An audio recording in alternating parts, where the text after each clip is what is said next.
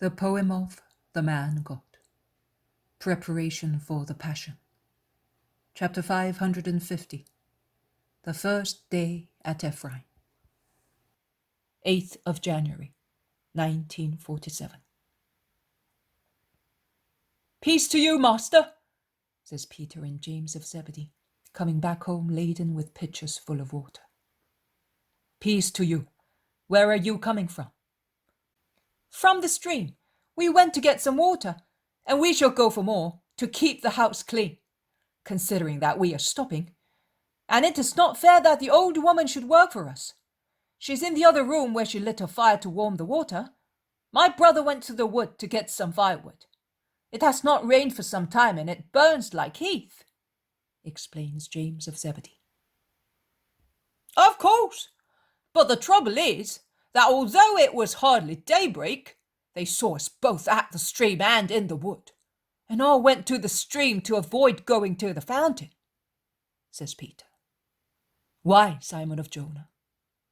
Because there are always people at the fountain, and they might have recognized us and come here. While they are speaking, Alphaeus' two sons, Judas of Kerioth and Thomas, have come into the long corridor that divides the house, and thus they can hear Peter's last words and Jesus' reply. What might not have happened at daybreak today would certainly have happened later, tomorrow at the latest, because we are staying here. Here? But I thought we were stopping only to rest, many of them say. We are not stopping to rest, but to stay. We shall depart from here only to go back to Jerusalem for Passover. Oh, I thought that when you referred to the place of wolves and butchers, you meant this region through which you wanted to pass, as you did in the past, to go to other places without taking the roads frequented by Judeans and Pharisees, says Philip, who has just arrived, and others say, I also thought that. You have misunderstood. This is not the place of wolves and butchers, although real wolves hide in its mountains. But I am not referring to animals. Oh, that was quite clear, exclaims Judas of Kerioth somewhat ironically. As you refer to yourself as the lamb, one understands that the wolves are men. We're not completely stupid. No, you are not stupid, but in what you do not want to understand. That is, in what concerns my nature and mission, and the grief you give me by not working assiduously at preparing your future. It is for your own good that I speak and teach you by means of deeds and words. But you reject what upsets your human nature through passage of sorrows, or what exacts efforts against your egos. Listen to me before strangers come here. I will now divide you into 2 groups of 5 apostles, and guided by the head of each group, you will go across the nearby countryside, as you did when I sent you in the early days. Remember what I told you then, and put it into practice. The only exception is that now you will pass through villages, announcing also to Samaritans that the day of the Lord is close at hand, so that they may be ready when it comes, and it may be easier for you to convert them to the only God. Be full of charity and wisdom, and devoid of prejudice. You can see, and you will realize this even more, that we are granted here what we are denied in other places. So be kind to these people, who, although innocent, are expiating the sins of their ancestors. Peter will be the head of Judas of Alphaeus, Thomas, Philip, and Matthew. James of Alphaeus will be the guide of Andrew, Bartholomew, Simon Zealot, and James of Zebedee. Judas of Kerioth and John will stay with me. That will apply as from tomorrow. Today we shall rest, making the necessary preparations for future days. We shall spend the Sabbath together, so you must be here before the Sabbath, in order to leave the day after it. It will be a day of love for us, after loving our neighbor in the flock that has left the fold of the Father. Go now and attend to your tasks. He remains alone and withdraws to a room at the end of the corridor. The house resounds with steps and voices, although they are all in the rooms, and no one can be seen but the old woman who goes up and down the corridor several times, attending to her household duties, one of which is certainly baking bread, because her hair is spread with flour and her hands are covered with dough. After some time, Jesus comes out and goes up to the terrace of the house. He walks up and down, meditating up there, and now and again he looks at the view around him.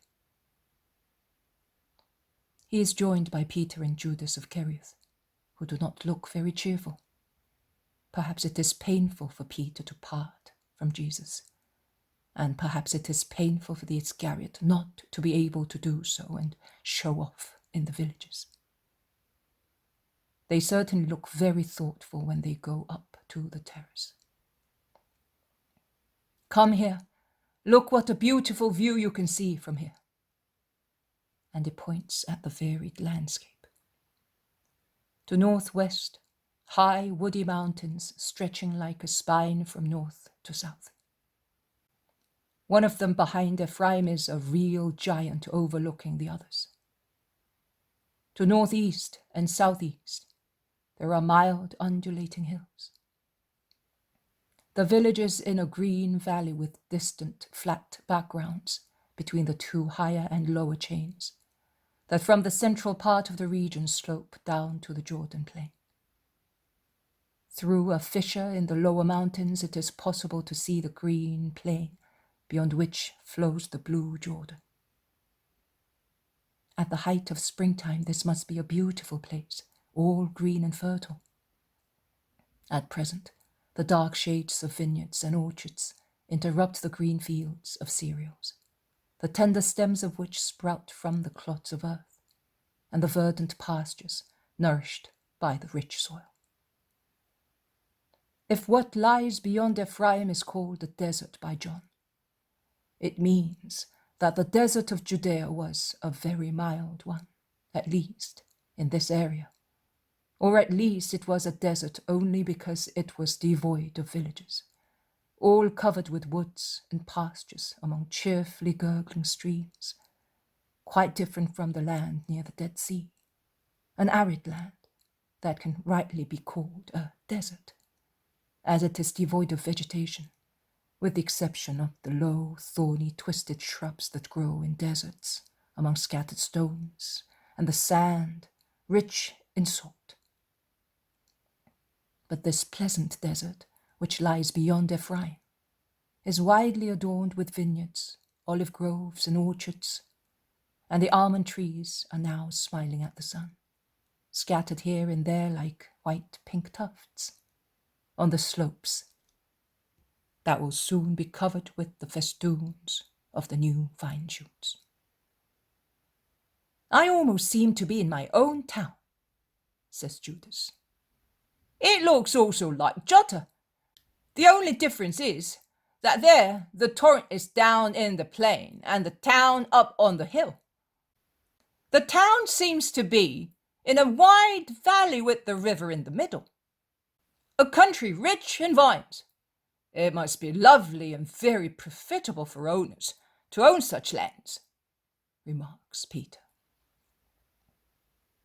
It is written, "May his land be blessed by Yahweh with the fruit of the sky and with dews, with the springs gushing from the abyss, with the fruit blessed by the sun and the moon, and the fruit from the tops of the ancient mountains, with the fruit of the eternal hills, and with plentiful crops of the land."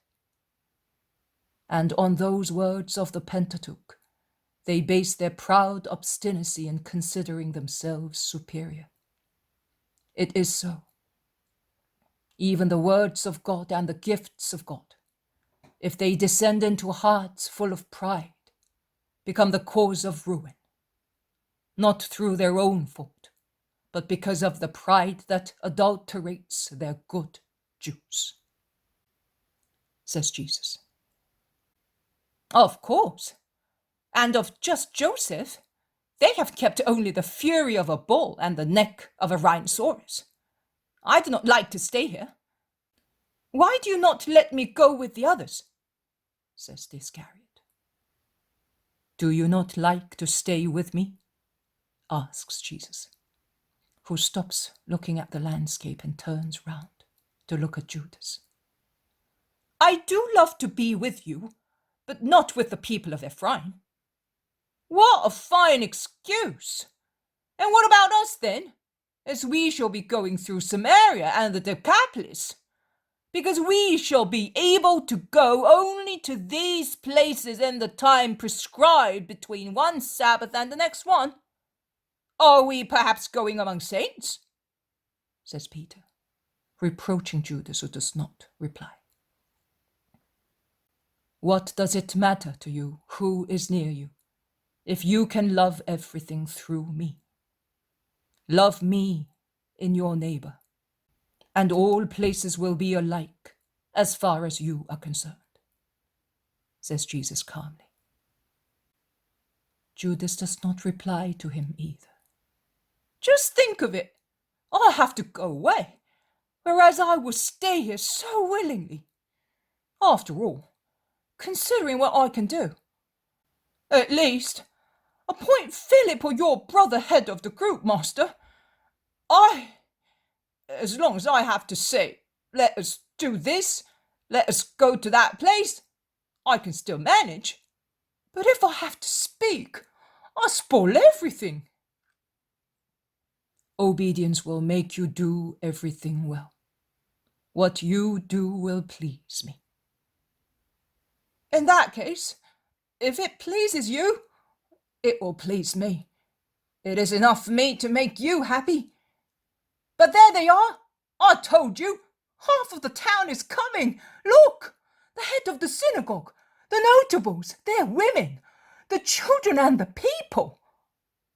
Let us go down and meet them, says Jesus, and he hastens down the staircase, calling the apostles, so that they may leave the house with him. The inhabitants of Ephraim are coming forward with signs of deepest respect. And after the customary salutations, one of them, perhaps the head of the synagogue, speaks on behalf of everybody. May the Most High be blessed for this day, and blessed be his prophet who has come to us, because he loves all men in the name of the Most High God. May you be blessed, Master and Lord, as you have remembered our hearts and our words, and you have come to rest among us. We will open our hearts and homes to you, asking you to speak to us for our health. May this day be blessed, because through it, he who receives him with upright spirit will see the desert bear fruit. What you said is correct, Malachi. He who knows how to receive with an upright spirit him who has come in the name of God will see his desert bear fruit, and the sturdy but wild plants in it become cultivated. I shall stay with you, and you will come to me as good friends, and my apostles will take my word to those who can accept it. Will you not teach us, Master? Asked Malachi, somewhat disappointed. I have come to collect my thoughts and pray, to prepare myself for the great events of the future. Are you sorry that I have chosen your town for my tranquility? Oh, no! The very fact of seeing you pray will make us wise. Thank you for choosing us for that purpose. We shall not disturb your prayers, and we will not allow your enemies to disturb them. Because it is already known what happened and happens in Judea. We shall keep good watch, and we shall be satisfied with your word when it is not troublesome for you to give it to us. Accept in the meantime our gifts of hospitality. I am Jesus, and I do not reject anybody. So I will accept what you are offering me, to prove to you that I do not reject you. But if you want to love me, from now on, give to the poor people of the village, or to those passing by, what you would give me. I need only peace and love. We know that. We know everything, and we feel sure that we shall give you what you need, so as to make you exclaim, "The land that was to be for me like Egypt, that is sorrow, was for me, as for Joseph of Jacob, the land of peace and glory." If you love me by accepting my word, I will say so. The citizens hand their gifts to the apostles and then withdraw, with the exception of Malachi and 2 more men who speak to Jesus in low voices. The children also stay, captured by the usual charm emanating from Jesus. They remain, turning deaf ears to their mothers who call them, and they only go away after Jesus has caressed and blessed them. Then, as garrulous as swallows, they run away, followed by the 3.